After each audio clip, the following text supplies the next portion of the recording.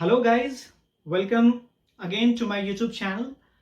और मैं ये उम्मीद करता हूँ कि आप इस चैनल को अब तक सब्सक्राइब कर चुके होंगे। अगर आपने अभी तक सब्सक्राइब नहीं किया है तो एक बार फिर से मेरा आपसे रिक्वेस्ट रहेगा कि प्लीज़ इस चैनल को ना सिर्फ सब्सक्राइब कीजिए बल्कि जो बेल आइकन है उस बेल आइकन को भी प्रेस कर लीजिए, ताकि जैसे ही जो भी वीडियोस रिलीज हो उसके बारे में इंफॉर्मेशन आपको मिलता रहे।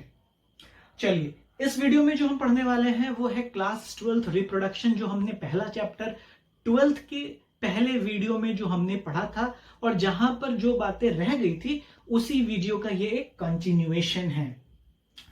अगर आपको याद होगा तो आपने ध्यान दिया होगा कि हमने रिप्रोडक्शन के पिछले वीडियो में स्पोर फॉर्मेशन यानी स्पोर्यूलेशन के बारे में चर्चा की थी और टाइप ऑफ स्पोर का एक ब्रीफ इंट्रोडक्शन लिया था। साथ ही साथ वेजिटेटिव प्रोपेगेशन के बारे में हमने एक ब्रीफ इंट्रोडक्शन उसका भी लिया था। इस वीडियो में वो जो स्पोर्स के अलग अलग तरह के टाइप्स ऑफ स्पोर्स जो हैं उनको पढ़ना है, साथ ही वेजिटेटिव प्रोपेगेशन में अलग अलग प्लांट में एज अ वेजिटेटिव प्रोपेग्यूल यानी उनके बॉडी का कौन सा पार्ट यूज होता है as a unit to form a new plant, उसको भी हम लोग देखने वाले हैं। चलिए, तो आते हैं हम अपने पहले टॉपिक पर, जो कि है टाइप्स ऑफ स्पोर्स। आपको याद होगा स्पोर्यूलेशन में यानी कि स्पोर फॉर्मेशन में स्पोर क्या है? स्पोर रिप्रोडक्टिव यूनिट्स है जो कि एक पूरा का पूरा नया ऑर्गेनिज्म तैयार करते हैं। तो स्पोर जो है वो वैसे तो बहुत सारे टाइप्स के हैं, लेकिन मेनली हमने ये 3-4 टाइप्स क्लासिफाई किया है। जैसे कि सबसे पहले अगर हम बात करें तो वो है जू स्पोर्स। ओके, इसके अलावा हम बात करें तो कॉनिडिया एक बहुत ही प्रोमिनेंट एग्जांपल है। इसके अलावा हम बात करें तो क्लेमाइडोमोनास नहीं, क्लेमाइडोस्पोर्स। और नंबर 4 हम बात करें तो स्पोरेंजियोस्पोर्स। ऑलराइट, मेनली ये 4 तरह के स्पोर्स हमको पढ़ने हैं, जानने हैं। Zoospores, conidia, chlamydospores and sporangiospores. हर तरह के स्पोर्स की अपनी कुछ स्पेशलिटी है। जैसे हम जूस्पोर्स की बात करें तो इसकी सबसे बड़ी स्पेशलिटी क्या है कि ये जो जूस्पोर है ना, ये जूस्पोर जो है ये मोटाइल है एंड फ्लैजिलेटेड है। मोटाइल एंड फ्लैजिलेटेड मतलब जैसे कुछ इस तरीके का, जैसे क्लेमाइडोमोनास दिखने में होता है ना, वैसा ही ये स्पोर ही दिखने में है। मतलब कि यहां पर आप देख रहे हो कि ये फ्लैजिला है इसके पास, इस फ्लैजिला की मदद से ये मूव करता है, तो ये मोटाइल है और फ्लैजिला वाला है। ये जो सारे कॉनिडिया या फिर बाकी क्लेमाइडोस्पोर और स्पोरेंजियोस्पोर वगैरह है, इनमें फ्लैजिलेटेड मूवमेंट नहीं होता, मतलब कि जनरली ये नॉन मोटाइल होते हैं। ओके, तो यहां पर ये तीनों तो इनसे जूस्पोर से तो वैसे ही एक मामले में अलग है कि वैसा कोई फ्लैजेला वाला मूवमेंट नहीं है। कॉनिडिया की बात करें तो एग्जांपल्स भी बहुत ही जरूरी है। जैसे कि जूस्पोर की हम बात करें तो इसके एग्जांपल में आ जाएगा आपको क्लेमाइडोमोनास, या फिर आप बात कर लो यूलोथ्रिक्स की। यूलोथ्रिक्स भी इसका एक एग्जांपल, बहुत इंपॉर्टेंट एग्जांपल। इन ऑर्गेनिजम्स में ये जो फंगी हैं इनमें जूस्पोर्स वाले यूनिट फॉर्म होते हैं और उनसे नया ऑर्गेनिज्म तैयार होता है।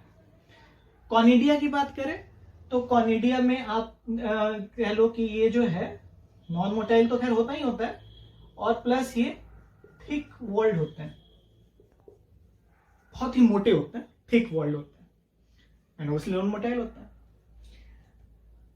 क्लेमाइडोस्पोर्स जो हैं ये भी नॉन मोटाइल हैं,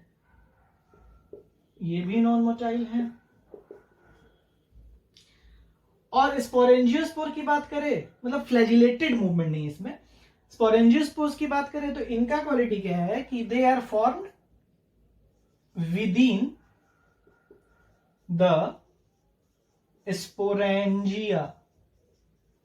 अब ये स्पोरेंजिया क्या है भाई, हमने लिखा कि कॉनिडिया जो है थिक वर्ल्ड है, नॉन मोटाइल है, इनमें भी फ्लैजिलेटेड मूवमेंट नहीं है, नॉन मोटाइल है, ये भी नॉन मोटाइल है, बट एक एक हमको स्पेशलिटी लिखनी थी वो हमने लिख दी।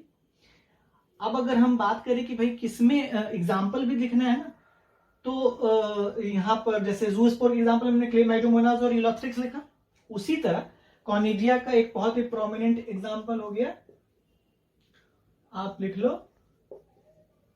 एस्परजिलस या पेनिसिलियम, ये भी इसका एक एग्जाम्पल है, एस्परजिलस या पेनिसिलियम।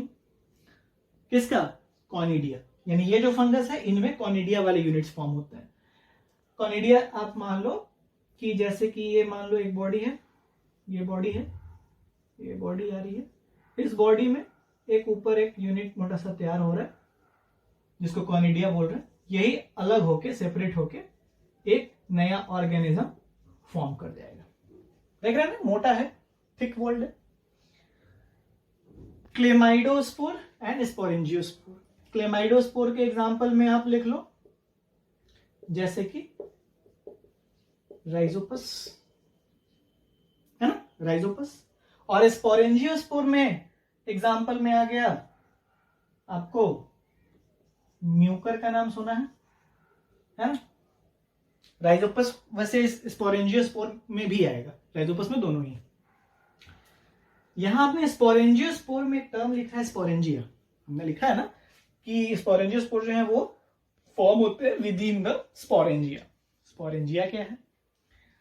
तो आप मान लो कि ये सारे जो यूनिट थे ना वो एक्सटर्नली प्रोड्यूस हो रहे थे बॉडी में, जैसे ये बॉडी था और इस बॉडी में ये ऊपर में एक स्ट्रक्चर फॉर्म हो रहा है। ये जो स्पोर है, स्पोरेंजियोस्पोर जो है, वो उस गिवन ऑर्गेनिज्म की बॉडी के अंदर में प्रोड्यूस हो रहा है। तो जिस पार्ट के अंदर में प्रोड्यूस हो रहा है उसी पार्ट का नाम क्या है? स्पोरेंजियम है इन सिंगुलर एंड स्पोरेंजिया है इन प्लूरल। सिंगुलर में स्पोरेंजियम, प्लूरल में स्पोरेंजिया। जैसे आपको याद होगा एक स्ट्रक्चर कुछ इस तरीके का स्ट्रक्चर था, 10th में भी आपने पढ़ा होगा म्यूकर वगैरह या राइजोपस के केस का।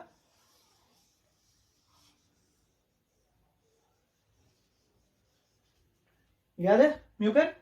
तो इसमें ये जो स्ट्रक्चर दिख रहा है ना, इसी के अंदर में स्पोर भरा हुआ है, यानी वो यूनिट भरे हुए हैं जिसकी मदद से एक नया ऑर्गेनिज्म तैयार होगा। तो ये जिस स्ट्रक्चर के अंदर में है ना, इसी स्ट्रक्चर को हम क्या बोलते हैं? स्पोरेंजियम बोलते हैं। क्या बोलते हैं? स्पोरेंजियम बोलते हैं, या प्लूरल में क्या बोलते हैं? स्पोरेंजिया बोलते हैं। जिनके सहारे में ये खड़ा है ये तो हाइफे के नाम से जाने जाते हैं। खैर, तो हमने ये देख लिया कि ये 4 तरह के स्पोर्स हैं, मेनली 4 तरह के स्पोर्स हैं, ज़ूस्पोर्स, कॉनिडिया, क्लेमाइडोस्पोर्स और स्पोरेंजियोस्पोर्स। एक बार फिर से रिकॉल कीजिए, ज़ूस्पोर्स, क्लेमाइडोस्पोर्स, कॉनिडिया एंड स्पोरेंजियोस्पोर्स। ज़ूस्पोर्स के एग्जांपल में आपने वहां पर एग्जांपल आपको दिख रहा है, यूलोथ्रिक्स का एक बहुत ही प्रोमिनेंट एग्जांपल आ गया, या क्लेमाइडोमोनास भी बहुत ही इंपॉर्टेंट एग्जांपल है। कॉनिडिया के केस की हम बात करें तो उसकी खासियत क्या है? बहुत ही थिक वॉल्ड है, मोटा मोटा यूनिट फॉर्म होता है। अगर हम बात करें कॉनिडिया के एग्जांपल की तो एस्परजिलस या पेनिसिलियम उसका एग्जांपल आ गया। उसी तरह हम बात करें क्लेमाइडोमोनास की तो क्लेमाइडोमोनास वाले नाम के जो यूनिट्स जो हैं ये क्या है कि ये जैसे उनकी बॉडी है ना, उनकी बॉडी चल रही है और बीच में कहीं से अचानक से मोटा हो जाएगा। जैसे आपने देखा था कॉनिडिया के केस में कि ऊपर के कहीं पार्ट पर एक यूनिट जो है बहुत ही थिक वॉल्ड फॉर्म हो जा रहा था। उसी तरीके का तकरीबन क्लेमाइडोस्पोर में भी फॉर्म होते हैं, जिनमें जैसे कि राइजोपस में कि उनकी बॉडी में एक बीच में कहीं मिडिल पोर्शन में एक जो है यूनिट ज्यादा मोटा फॉर्म हो जाएगा, और वो जो मोटा यूनिट फॉर्म होगा ना वही कहलाएगा क्लेमाइडोस्पोर, और वो मोटा वाला यूनिट एक पॉइंट ऑफ टाइम के बाद डिटैच होकर बॉडी से एक नया राइजोपस फॉर्म कर देगा। स्पोरेंजियोस्पोर की बात करें तो स्पोरेंजियोस्पोर भी बाकी कॉनिडिया, क्लेमाइडोस्पोर की तरह ये फ्लैजिलेटेड मूवमेंट वाला नहीं है। इसकी एक खासियत लेकिन क्या है, क्या इसको इन सब चीजों से क्या अलग कर रहा है कि ये जो है स्पोरेंजियोस्पोर्स जो है ये वो स्पोर हैं जो कि फॉर्म हो रहा है उस ऑर्गेनिज्म की बॉडी के भीतर में, किसी पार्ट में, किसी पर्टिकुलर स्पेसिफिक पार्ट के अंदर। और जिस स्पेसिफिक पार्ट के अंदर में फॉर्म हो रहा है उसी स्पेसिफिक पार्ट का नाम क्या है जिसके अंदर स्पोर भरा हुआ है, स्पोरेंजियम बोल रहा है, और प्लूरल में स्पोरेंजिया बोल रहे हैं। तो ये zoospore, conidia, chlamydospore, sporangiospore along with their examples हमको याद रखने हैं। ये स्पोरुलेशन में आपको याद रखना है कि भाई स्पोर फॉर्मेशन जिन ऑर्गेनिज्म में स्पोर्स के थ्रू फॉर्म होते हैं तो वो स्पोर का भी अलग अलग टाइप है और अलग अलग उसके एग्जांपल्स हो गए। ऑलराइट, यहां तक कोई दिक्कत नहीं है। चलिए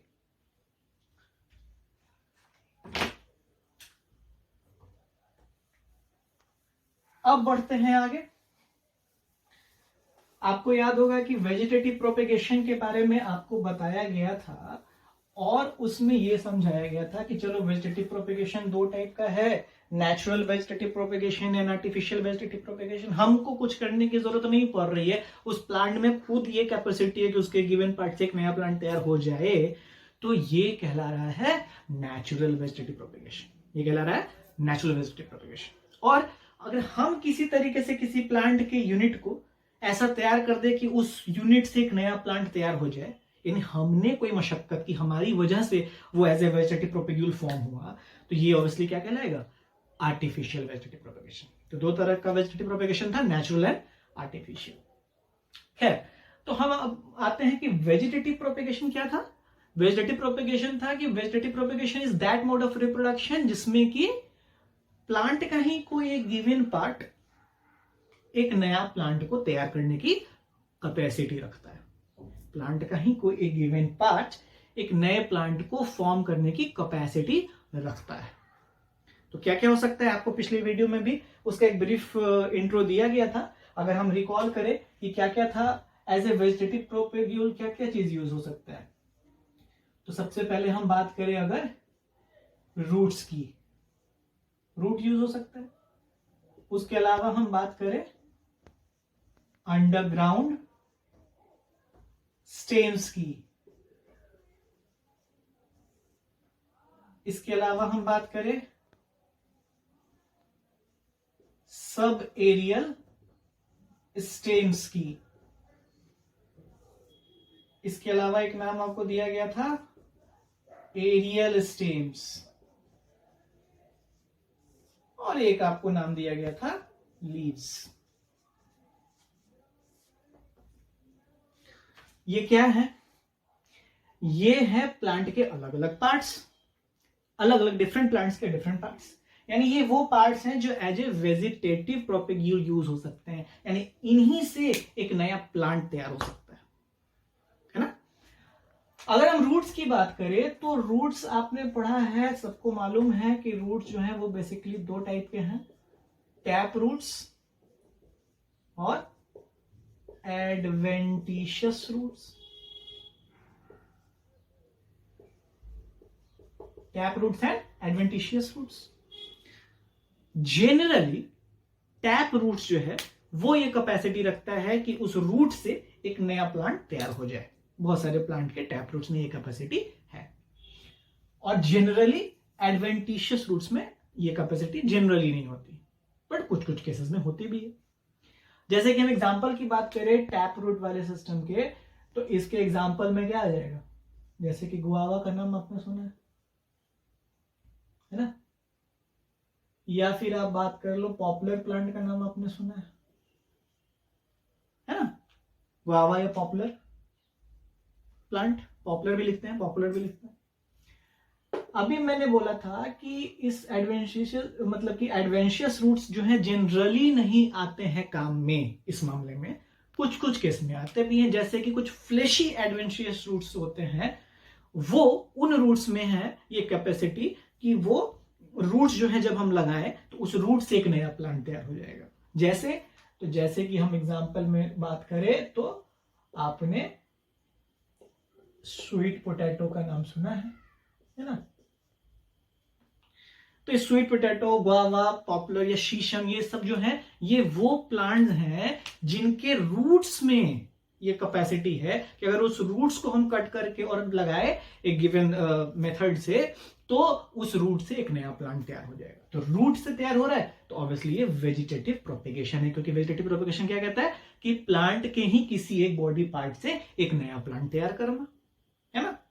चलिए अंडरग्राउंड स्टेम्स की हम बात करें तो इसमें अंडरग्राउंड स्टेम में भी अलग अलग तरह के अंडरग्राउंड स्टेम्स हैं अलग अलग प्लांट्स में। जैसे एक नाम हमने सुना है, उसको बोलते हैं ट्यूबर्स, ठीक है। या फिर आप बात कर लो बल्ब्स की, या बात कर लो सकर्स की, या एक नाम आता है राइजोम्स, और एक नाम आता है कॉर्न्स। ये क्या है? ये सब के सब अंडरग्राउंड स्टेम्स ही हैं जो एज अ यूनिट काम आते हैं कि इनसे इनसे इनसे या इनसे एक नया प्लांट तैयार हो जाए। ये स्टेम है बट वो अंडरग्राउंड है, मतलब जमीन में। जब इन स्टेम्स को काट के जमीन में लगाएं तो उससे एक नया प्लांट तैयार हो जाए।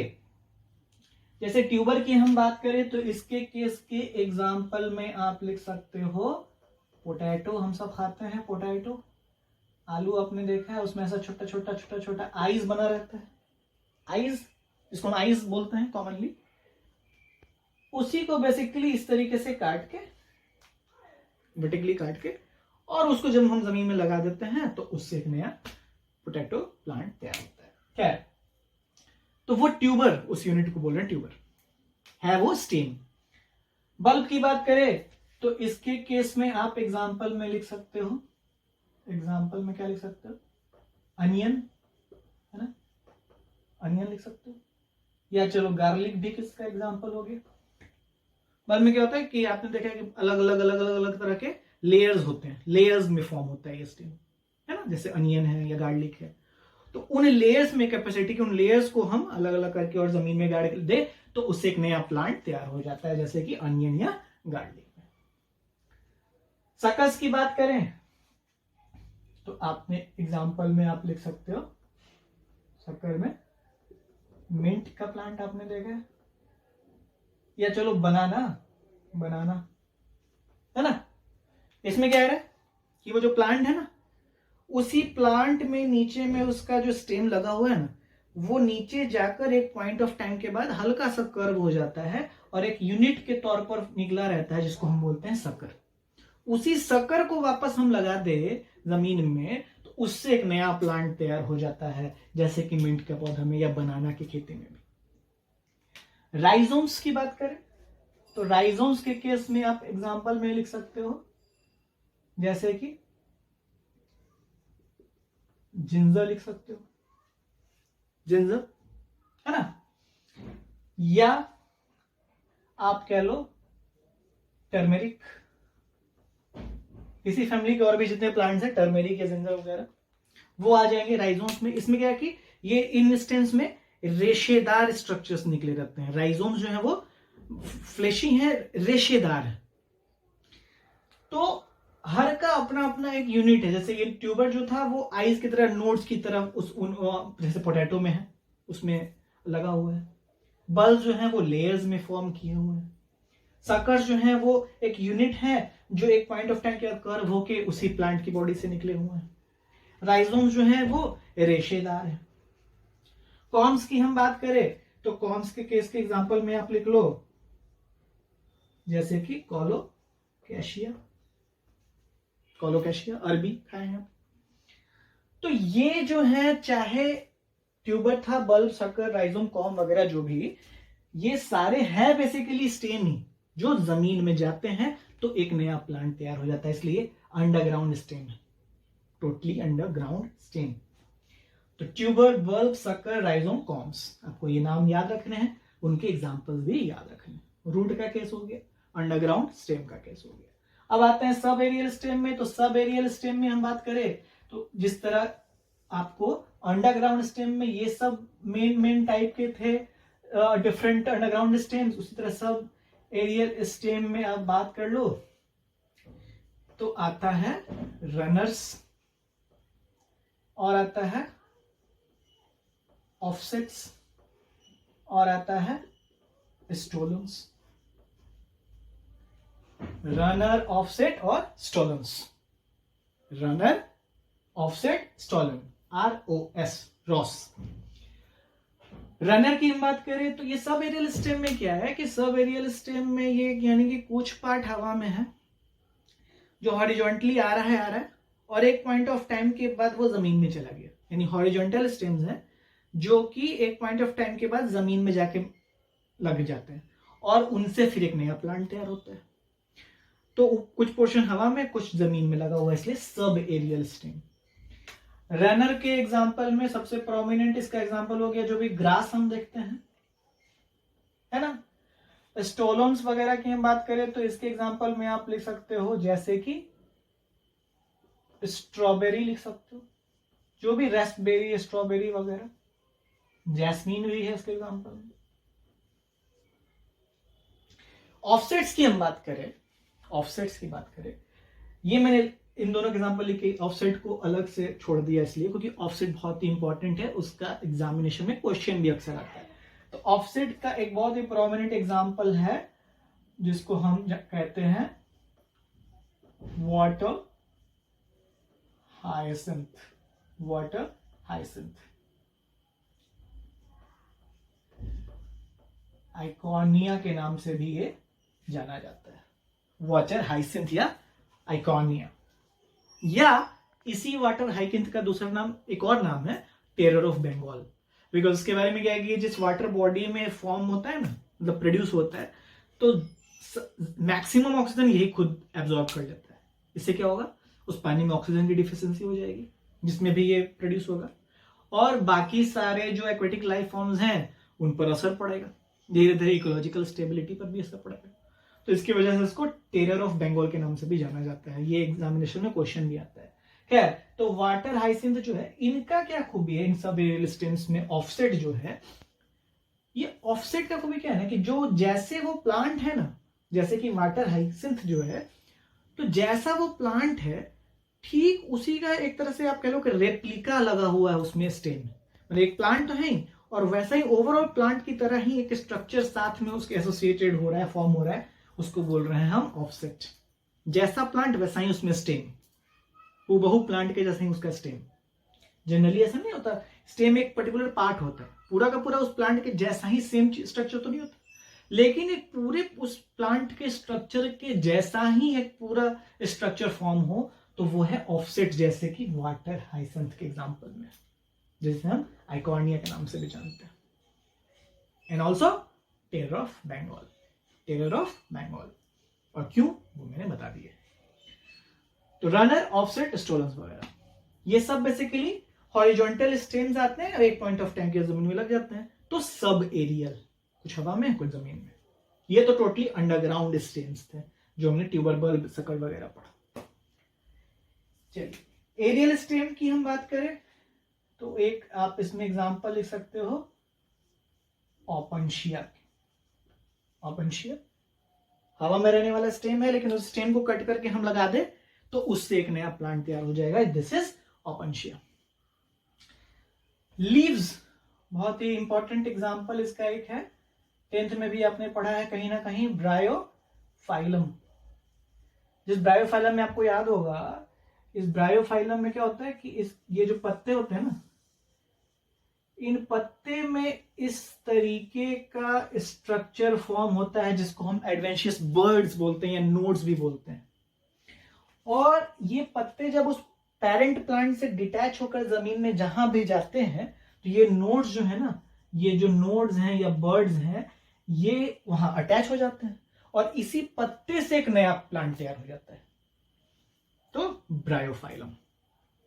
ऑलराइट, याद रहेगा आपको। ये सब हमने क्या देखा, ये रूट, अंडरग्राउंड स्टेम या सब एरियल स्टेम, एरियल स्टेम या लीव्स वगैरह, ये सब क्या था? ये सब के सब थे वेजिटेटिव प्रोपेग्यूल, यानी प्लांट का वो पार्ट जो एज अ यूनिट इस्तेमाल होता है to form all together a new plant. तो रूट्स के केस में मैंने बता दिया एग्जांपल, आपने गुआवा, पोटैटो वगैरह, स्वीट पोटैटो वगैरह देख लिया। हाँ, उसमें ध्यान रखेंगे कि ज्यादातर केस में टैप रूट्स ही आएगा। कुछ एक फ्लेशी एडवेंचरस रूट्स भी हैं जिनमें कैपेसिटी है कि वो न्यू प्लांट फॉर्म कर सकते हैं, जैसे कि स्वीट पोटैटो में। अंडरग्राउंड स्टेम की बात करें तो आपने देख लिया tuber, bulb, suckles, rhizomes, corms, सारे का एग्जांपल्स भी हमको याद रखना है। सारे की क्या क्या खूबी हमने देख लिया।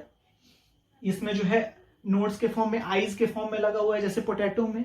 बल्ब्स आपने देख लिया कि लेयर बाय लेयर अरेंज है।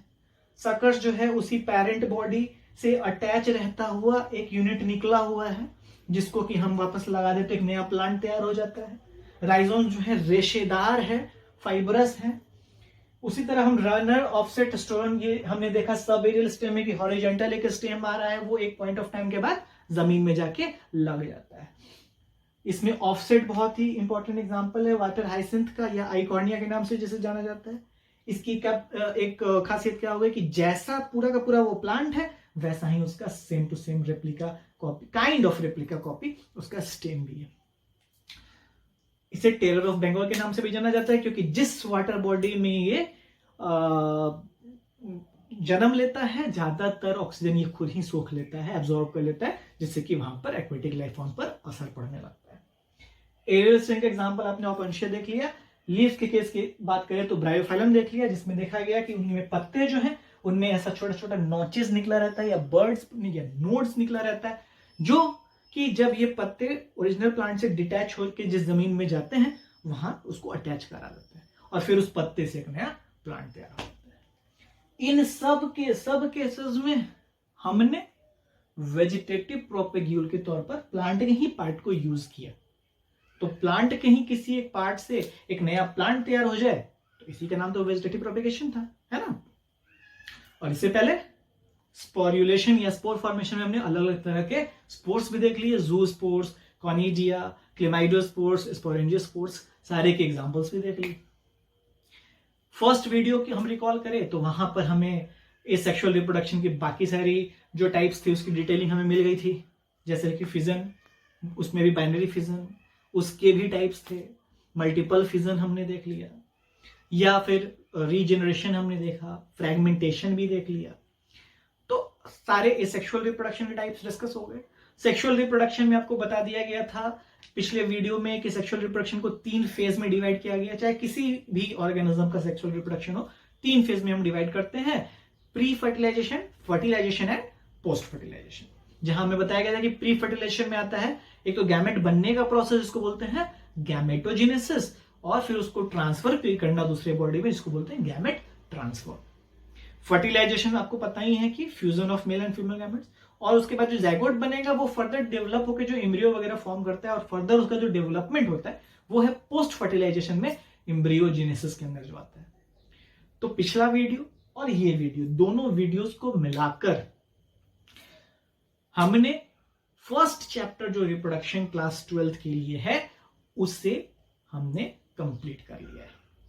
आई होप कि दोनों वीडियोस को देखने के बाद, समझने के बाद आपको सारी बातें एकदम से क्लियर हो गई होंगी। जो भी चीजें याद करने के लिए जरूरी है उनको आप याद कीजिए, लेकिन समझते हुए याद कीजिए। ऑल राइट, चलिए, तो मैं उम्मीद करता हूं कि आपको आज का ये हमारा वीडियो अच्छा लगा होगा। अगर आपको ये वीडियो पसंद आया हो तो प्लीज इसे एक लाइक जरूर दे, और साथ ही कमेंट बॉक्स में अगर आप चाहें तो अपने कुछ प्रेजेस भी लिख सकते हैं, या अगर कोई क्वेश्चन हो आपके दिमाग में तो वो क्वेश्चन भी आप कमेंट बॉक्स में बिल्कुल पूछ सकते हैं। मैं कोशिश करूंगा कि अगले वीडियो में उनका सॉल्यूशन दे पाऊं आपको। चलिए, तो यहां पर मैं साइन ऑफ करता हूं, और एक बार फिर से आपसे वही रिक्वेस्ट रहेगा मेरा कि अगर आपने अभी तक इस चैनल को सब्सक्राइब नहीं किया है तो काइंडली सब्सक्राइब कर लीजिए। घर पर रहिए, सुरक्षित रहिए और पढ़ते रहिए। धन्यवाद।